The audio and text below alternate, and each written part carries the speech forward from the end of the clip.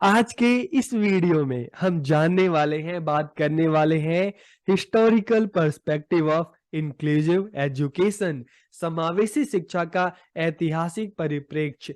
तो इस वीडियो में हम बात करेंगे इंक्लूसिव एजुकेशन की एक जर्नी के बारे में कि इसकी जर्नी भारत में कब से शुरू होती है और तब से लेकर आज नेशनल एजुकेशन पॉलिसी 2020 में इंक्लूसिव एजुकेशन को लेकर क्या-क्या बातें की गई हैं। तो हम वीडियो को शुरू करते हैं और सबसे पहले इंक्लूसिव एजुकेशन की बात करें, समावेशी शिक्षा की बात करें, तो समावेशी शिक्षा से अभिप्राय विशिष्ट आवश्यकता वाले बच्चों को सामान्य बच्चों के साथ एक ही कक्ष में शिक्षा देना, ताकि सभी जो बच्चे हैं, चाहे नॉर्मल बच्चे हैं, चाहे स्पेशल बच्चे हैं, किसी में किसी तरह का डिस्क्रिमिनेशन ना हो। तो इंक्लूसिव एजुकेशन क्या कहता है कि एक ही स्कूल में, एक ही क्लासरूम में, चाहे स्पेशल बच्चा है, चाहे नॉर्मल बच्चा है, सभी को एक साथ में एजुकेशन दी जाए, एक साथ में सिखाया जाए, बच्चे एक साथ एक्टिविटी करें, एक साथ पढ़ें, एक साथ खेलें। तो इससे क्या होगा कि बच्चों के बीच में जो डिस्क्रिमिनेशन है उसको खत्म किया जा सकता है। बच्चे एक दूसरे की प्रॉब्लम को समझेंगे, एक दूसरे की हेल्प करेंगे, तो कहीं न कहीं लव, सिम्पैथी, फ्रेंडशिप, ये सारी जो फीलिंग है बच्चों में डेवलप होगी। तो इंक्लूसिव एजुकेशन कहता है कि नॉर्मल बच्चों को और स्पेशल बच्चों को एक ही साथ एक ही क्लास में पढ़ाया जाए। अब अगर हम इसकी जर्नी की बात करेंगे, ऐतिहासिक सफर की बात करेंगे, तो सबसे पहले हम बात करते हैं आजादी से पहले की, before independence. Education for special children in India was developed in the 1880s की भारत में विशिष्ट बच्चों के लिए शिक्षा का विकास कब हुआ? 1880 के दशक में हुआ।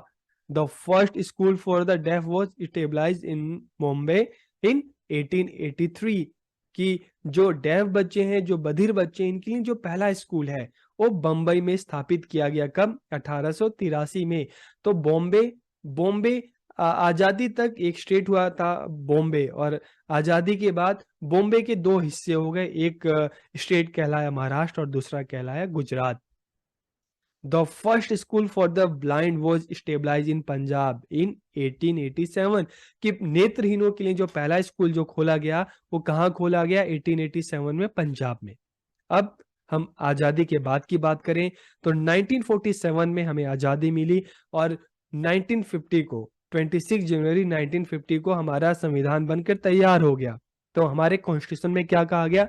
हमारे कॉन्स्टिट्यूशन में राइट टू इक्वलिटी की बात की गई कि चाहे भारत में रहने वाला कोई भी व्यक्ति किसी भी रिलीजन का हो, किसी भी कास्ट का हो, चाहे नॉर्मल हो, चाहे स्पेशल हो, कोई भी हो, सब कॉन्स्टिट्यूशन के नज़र में, संसद के नज़र में, संविधान के नज़र में, कानून के नज़र में सब समान है।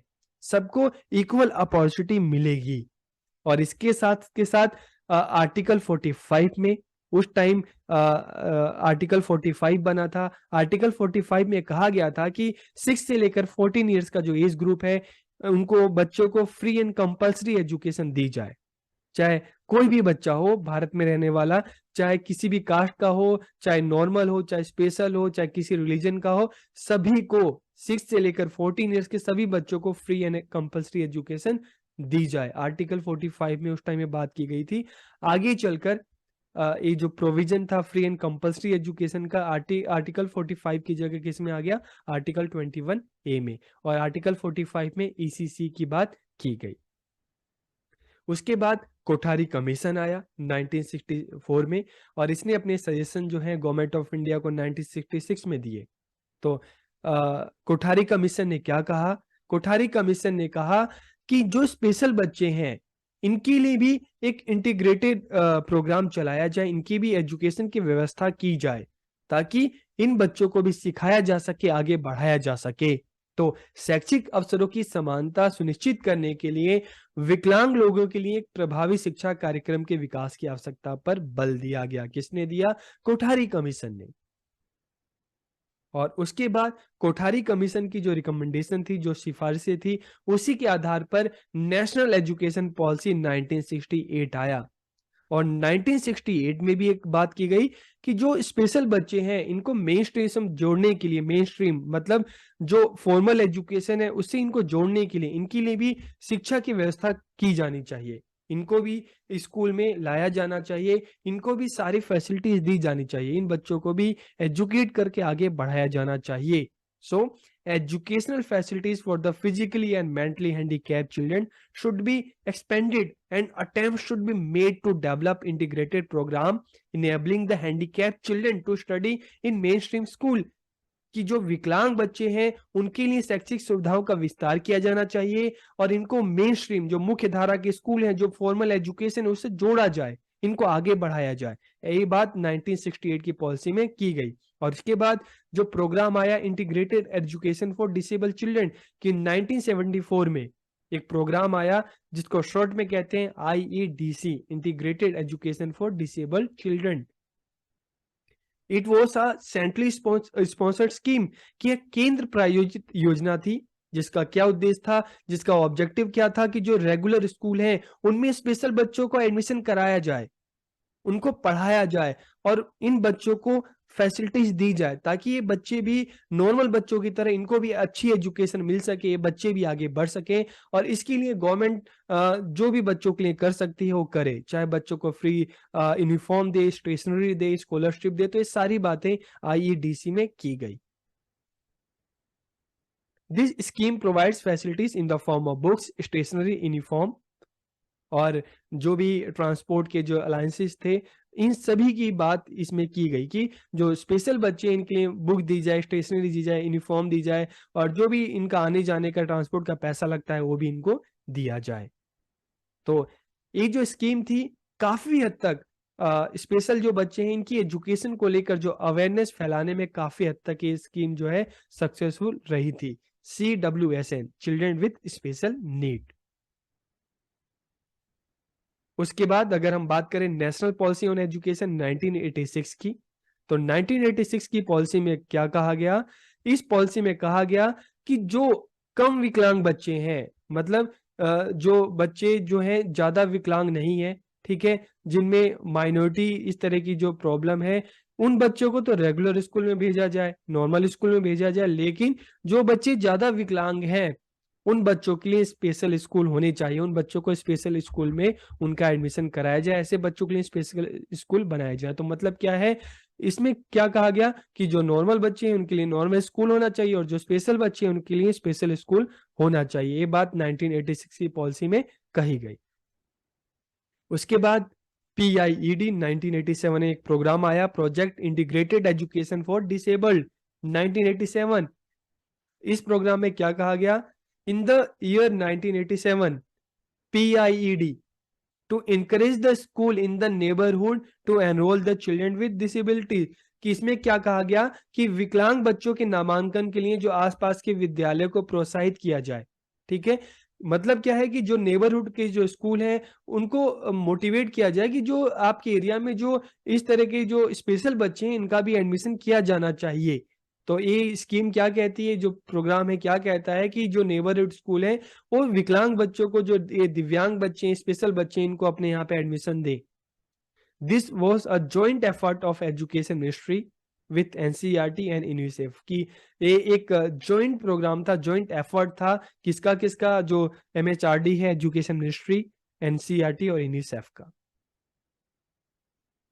फिर प्रोग्राम ऑफ एक्शन 1986 की जो पॉलिसी थी उसको रिव्यू करने के लिए प्रोग्राम ऑफ एक्शन 1992 में आया। इसमें क्या कहा गया?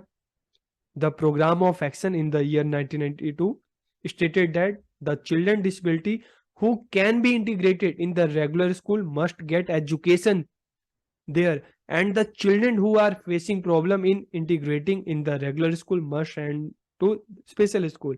कि इसमें क्या कहा गया कि वे बच्चे विकलांग जिन्हें नियमित स्कूल में एकीकृत किया जा सकता है तो उनको तो नॉर्मल स्कूल में एडमिशन दिया जाए, लेकिन जो बच्चे ज्यादा विकलांग है, जो नॉर्मल स्कूल में नहीं पढ़ सकते, उन बच्चों के लिए अलग स्कूल होने चाहिए। कि मतलब जो है, जो बच्चे विकलांग, जो कम विकलांग है, जैसे 1986 की पॉलिसी में सेम बात कि उनको नॉर्मल स्कूल में भेजा जाए, और जो बच्चे ज्यादा विकलांग हैं जिनको नॉर्मल स्कूल में भेजना पॉसिबल नहीं है उनको स्पेशल स्कूल में भेजा जाए। इसके बाद RCI एक्ट आया, रिहेबिलिटेशन काउंसिल ऑफ इंडिया, भारतीय पुनर्वास परिषद, कि जो स्पेशल बच्चे हैं उनके लिए एक स्पेशल एक काउंसिल बना दिया गया RCI, एक संसद में पास हुआ आरसीआई एक्ट 1992 में, और 1993 से ये काम करने लगा तो आरसीआई एक्ट आया। RCI act 1992 was passed by the parliament in 1992। यह अधिनियम निर्धारित करता है कि प्रत्येक विकलांग बच्चों को योग्य शिक्षक द्वारा पढ़ने का अधिकार है। इस एक्ट में क्या कहा गया कि जो विकलांग बच्चे हैं, जो स्पेशल बच्चे हैं, उनके लिए स्पेशल टीचर होने चाहिए, क्योंकि उनकी नीड अलग होती है, तो उनको इस हिसाब से टीचर तैयार किए जाने चाहिए। इन बच्चों के लिए अलग टीचर होने चाहिए। And this act make it mandatory for every special teacher to be registered by the council. और इस एक्ट के द्वारा ये भी कंपलसरी कर दिया गया कि जो भी स्पेशल टीचर हैं उनको आरसीआई से क्या करना पड़ेगा, अपना रजिस्ट्रेशन करवाना पड़ेगा। जब तक वो आरसीआई से रजिस्ट्रेशन नहीं करवाएंगे तब तक उन टीचर को स्पेशल टीचर नहीं कहा जाएगा, उनको लाइसेंस नहीं दिया जाएगा। इस अधिनियम ने उन शिक्षकों के लिए दंड का प्रावधान किया जो बिना लाइसेंस के विशेष आवश्यकता वाले बच्चों को पढ़ाने में लगे हैं। कि जो टीचर ऐसे हैं जो स्पेशल जो बच्चों को पढ़ा ले लेंगे, उन्होंने रजिस्टर नहीं करवाया है आरसीआई से, तो ऐसे टीचर्स को क्या किया जाएगा, उनको पनिश किया जाएगा। This act was enforced for regulating the training of rehabilitation professionals। कि अधिनियम पुनर्वास पेशेवरों के प्रशिक्षण को विनियमित करने के लिए लागू किया गया था। तो आरसीआई एक्ट आया, तो आरसीआई में क्या क्या, रिहेबिलिटेशन काउंसिल एक ऐसी बॉडी है, एक ऐसा ऑर्गेनाइजेशन है जो स्पेशल एजुकेशन पे काम करता है। चाहे ऐसे बच्चों के लिए करिकुलम बनाना हो, चाहे कोर्स बनाने हो, चाहे इंस्टीट्यूशन को एफिलिएशन देना हो, चाहे टीचर्स को लाइसेंस देना हो, तो ये सारा जो काम है ये आरसीआई का काम है। ठीक है, तो आप भी अगर स्पेशल एजुकेशन में कुछ करना चाहते हैं तो आपको भी आरसीआई की साइट पर जाकर, यहाँ पे जाकर आप चीजों को सर्च कर सकते हैं, एक्सप्लोर कर सकते हैं। फिर हम बात करते हैं DPEP, district primary education programme 1994 में आया। तो नाम से पता चला डिस्ट्रिक्ट प्राइमरी एजुकेशन प्रोग्राम की मतलब डिस्ट्रिक्ट लेवल पे जो प्राइमरी एजुकेशन है उसके लिए प्रोग्राम आया। तो 1994 में प्रोग्राम लॉन्च किया गया। This programme was sponsored by the central government whose main objective was to complete the goal of universalization of primary education। कि ये केंद्र सरकार द्वारा बनाया गया था और इसका जो मुख्य उद्देश्य क्या था, प्राथमिक शिक्षा के सार्वभौमिकरण का पूरा लक्ष्य पूरा करना था कि प्राइमरी एजुकेशन जो है वो सभी बच्चों को दी जाए, मतलब सभी बच्चे, भारत में रहने वाले सभी बच्चों को प्राइमरी एजुकेशन दी जाए, इसका मेन टारगेट था। और जब सभी की बात की जा रही है, सभी बच्चों की बात की जा रही है, तो नॉर्मल बच्चों के साथ साथ स्पेशल बच्चे, सभी की बात हो रही है। तो चाहे नॉर्मल बच्चे हैं चाहे स्पेशल बच्चे हैं, सभी को कम से कम प्राइमरी एजुकेशन तो दी जाए। इस कार्यक्रम द्वारा स्कूल की तैयारियों पे भी जोर दिया गया कि अगर बच्चा नहीं सीख पा रहा तो बच्चे की गलती नहीं है, स्कूल की भी गलती हो सकती है।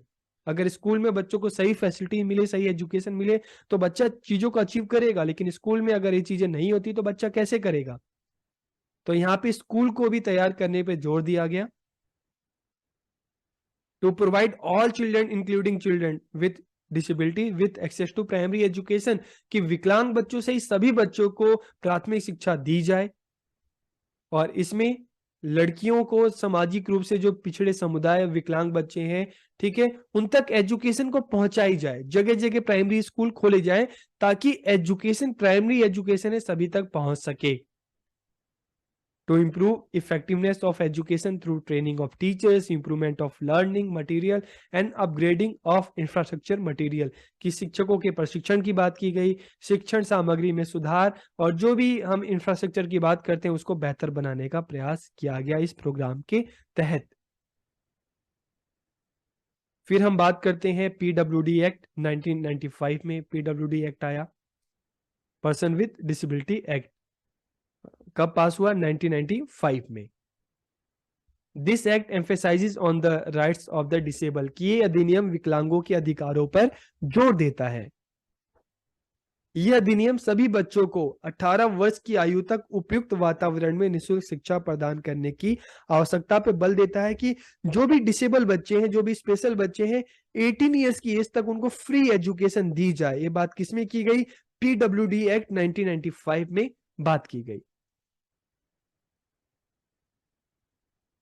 This act include transport facilities, financial incentives, vocational training, supply of books, uniform, scholarship ठीक है। तो इस सारी की सारी चीजें और जो एग्जामिनेशन सिस्टम है वो भी बच्चों के लिए फ्लेक्सिबल बनाया जाए, जो स्पेशल बच्चे हैं, और जो करिकुलम है उसको भी फ्लेक्सिबल बनाया जाए, उसको फिर से बनाने जाने की जरूरत है। तो इस सारी की सारी बात किसमें की गई? पीडब्ल्यूडी एक्ट 1995 में की गई कि जो स्पेशल बच्चे हैं इनके लिए फैसिलिटीज प्रोवाइड की जाए, चाहे फाइनेंशियल है, चाहे ट्रांसपोर्ट की फैसिलिटीज है, इनके लिए वोकेशनल कोर्सेज चलाए जाए, स्कॉलरशिप दिया जाए, इनके लिए अलग से जो परीक्षा प्रणाली है वो की जाए, इनके लिए जो पाठ्यक्रम सिलेबस जो होना चाहिए, करिकुलम जो होना चाहिए, उसको फिर से रिस्ट्रक्चर किया जाए, इनकी नीड के हिसाब से चीजों को तैयार किया जाए। ये सारी बातें किसमें की गई? पीडब्ल्यूडी एक्ट 1995 में।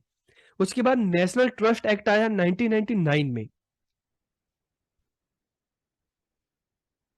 The trust was form for the welfare of person with autism, cerebral palsy, mental retardness and multiple disabilities.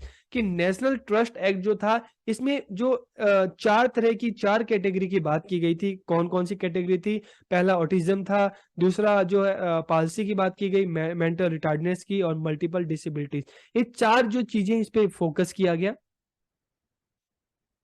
यह ऐतिहासिक कानून उन व्यक्तियों के अधिकारों की रक्षा करता है और बढ़ावा देने की कोशिश करता है जो विकलांगता के क्षेत्र में दूसरों की तुलना में अधिक हाशिए पे हैं। तो मतलब जो डिसेबल हैं, जो स्पेशल जो बच्चे हैं, उनमें भी हम देखते हैं कि जो बच्चे इस कैटेगरी में होते हैं, कुछ की तो लाइफ इजी होती है, उनके पास फैसिलिटीज होती है, लेकिन कुछ जो होते हैं इसमें भी बिल्कुल मार्जिन पे होते हैं, उनके पास किसी तरह की फैसिलिटीज नहीं होती, ना रिसोर्सेज होते हैं। तो ये जो एक्ट है उन बच्चों के लिए स्पेशली काम करता है कि जो बिल्कुल ही मार्जिन पे चले गए, जिनके पास कुछ है ही नहीं आगे बढ़ने के लिए।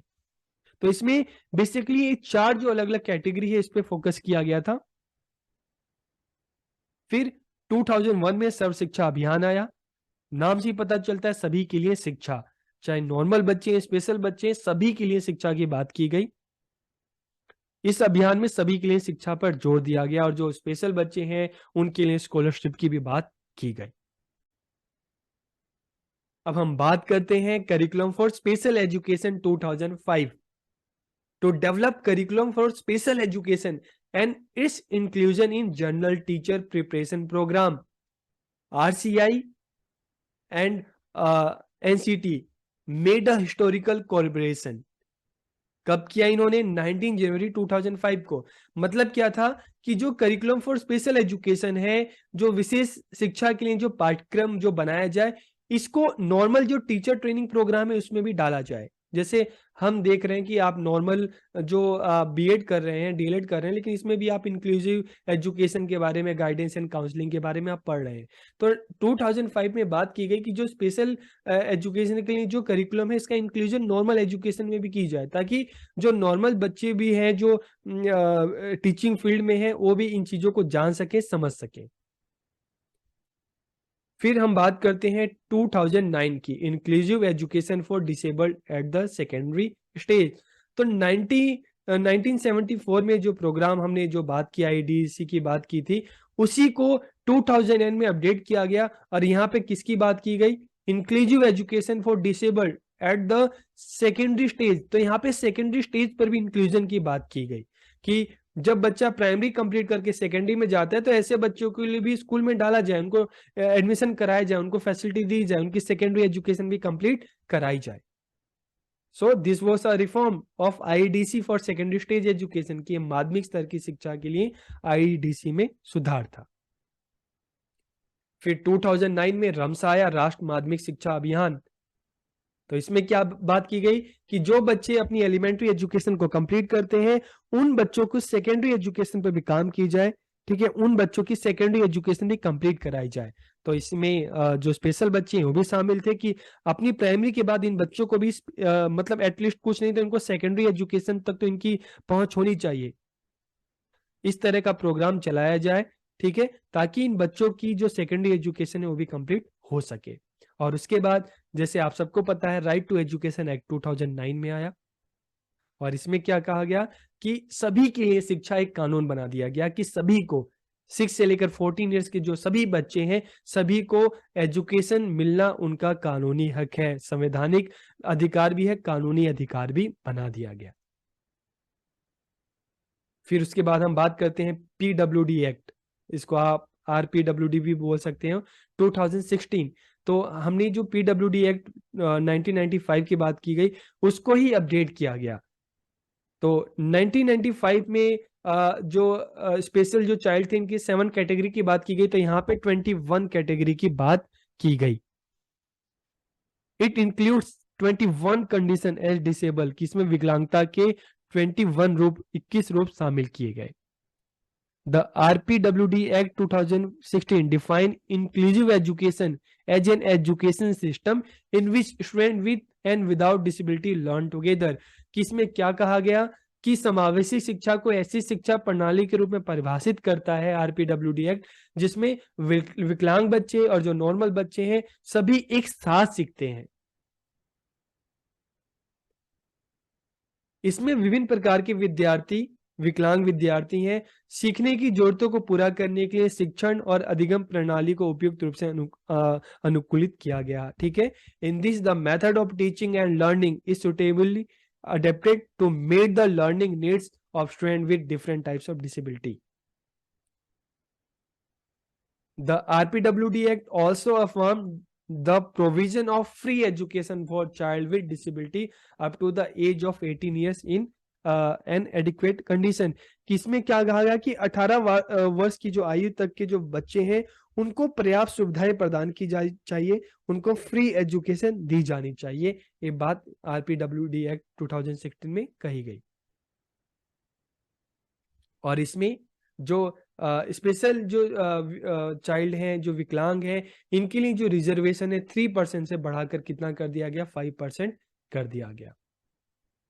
और क्या कहा गया, any person with at least 40% of the listed 21 disability, की जो 21 अलग अलग कैटेगरी दी गई है, उनमें अलग अलग कैटेगरी में जिसकी जो विकलांगता है उसका जो बेंचमार्क है वो 40% से ऊपर होगा, तभी उसको ये सारी फैसिलिटीज मिलेंगी। मतलब जो विकलांगता है, ठीक है, ये जो होनी चाहिए 40% से ज्यादा होना चाहिए, उससे कम होगा तो उसको फैसिलिटी नहीं मिलेगी, उससे ज्यादा होगा तभी उसको विकलांग व्यक्ति के रूप में पहचाना जाएगा। उसके बाद समग्र शिक्षा अभियान आया 2018 में। तो समग्र शिक्षा अभियान क्या था, इसमें सर्व शिक्षा अभियान, राष्ट्रीय माध्यमिक शिक्षा अभियान और टीचर एजुकेशन, तीनों प्रोग्राम को इंक्लूड करके एक प्रोग्राम जो बनाया गया समग्र शिक्षा अभियान। और उसके बाद NEP 2020 आया। तो NEP 2020 कस्तूरी रंजन जो कमेटी थी उसकी सिफारिशों पर राष्ट्रीय शिक्षा नीति 2020 बनी। It is a very comprehensive policy covering all levels of education, की इसमें शिक्षा के सभी स्तरों को शामिल किया गया। और जो RPWD एक्ट 2016 में बात की गई वही सेम बात NEP 2020 में भी की गई। NEP 2020 स्कूली शिक्षा के संबंध में जो RPWD के जो अधिनियम में जो की गई सिफारिशें थी, इसकी पुष्टि करता है। The policy has given highest priority to enabling regular schooling process from foundational stage to the higher education for the children with disability। कि इस नीति में जो इस तरह के स्पेशल बच्चे हैं उनकी भी शिक्षा बुनियादी स्तर से लेकर, ठीक है, और हायर लेवल तक उनको भी नियमित उनके लिए स्कूलिंग की बात की गई, रेगुलर स्कूलिंग की बात की गई। Children with moderate to severe disability will have the option of regular और स्पेशल स्कूलिंग, कि जो बच्चे स्पेशल बच्चे उनके पास ऑप्शन होगा रेगुलर स्कूल का भी, ठीक है, और जो स्पेशल स्कूल है दोनों का ही बच्चों के पास विकल्प होगा। उनके हिसाब से उनको जहां पे अच्छा लगता है वहां पे जाके वो एडमिशन ले सकते हैं। इसके अलावा अगर हम इंटरनेशनल मूवमेंट की बात करें इंक्लूसिव एजुकेशन के देखें तो 1948 में universal declaration of human rights आया। इसमें आर्टिकल 26 में बात की गई है इंक्लूसिव एजुकेशन की। उसके बाद 1966 में हम देखते हैं the international convent of economic, social and cultural rights. फिर 1982 में the world program of action concerning disabled person. 1989 की बात करेंगे the convention on the rights of the child, इसमें इंक्लूसिव एजुकेशन की बात की गई, स्पेशल बच्चों की राइट्स की बात की गई। और इसके बाद 1990 में Jomtien world conference on education जो हुई। उसके बाद 3 की अगर बात करेंगे, standard rules on the equalization of opportunity for person with disability, और 1994 में the Salamanca statement and framework for action on special need education, 2000 में द वर्ल्ड एजुकेशन फोरम आया, और 2006 में the UN convention on the rights of the person with disability. तो international level पे इस तरह के जो मूवमेंट हुए, इस तरह के अलग अलग प्रोग्राम आए स्पेशल बच्चों के लिए इंक्लूसिव एजुकेशन को लेकर। तो आज के इस वीडियो में हमने जो इंक्लूसिव एजुकेशन है उसकी एक जर्नी के बारे में जाना, उसके ऐतिहासिक सफर के बारे में जाना। तो आपको ये वीडियो कैसा लगा कमेंट करके जरूर बताइए। आप सबका बहुत बहुत धन्यवाद।